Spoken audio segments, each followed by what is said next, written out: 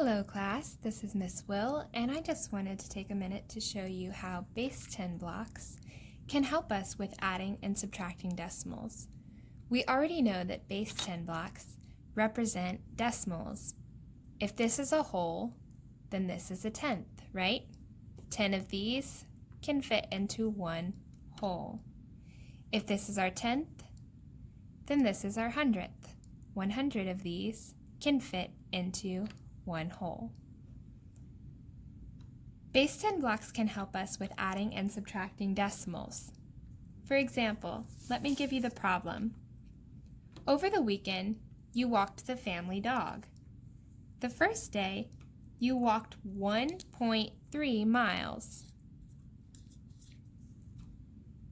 And the second day, you walked 69 hundredths of a mile.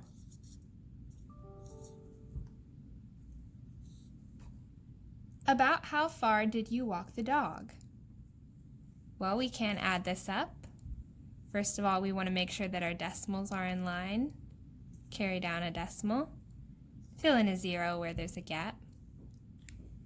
Now we can do it that way, but we can also do it with our base 10 blocks. Starting with the whole, we know that we have 1 3/10 of a mile the first day on the walk. So we already have one whole. Now along with that, we have 3/10 of a mile.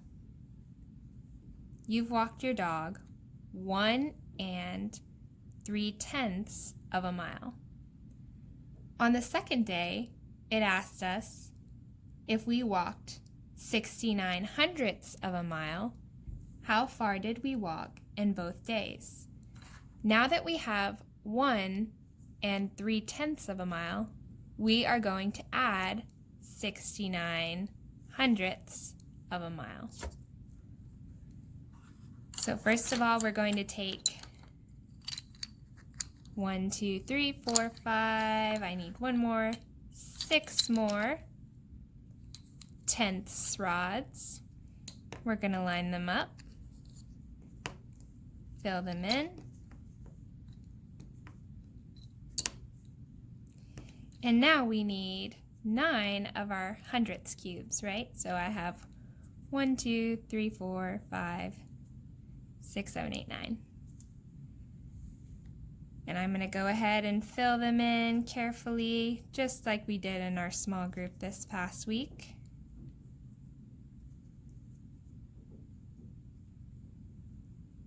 Okay, so now I can see, without even doing the problem, that I have one whole and 1, 2, 3, 4, 5, 6, 7, 8, 9, and then 9 hundredths. We have 9/10 and 9 hundredths.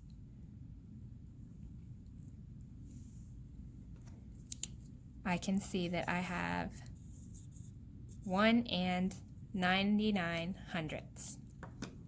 Using base 10 blocks can help for this, but also for subtracting. In our small groups this week, we're going to learn more about how we can do that using base 10 blocks. Bye, and see you in class.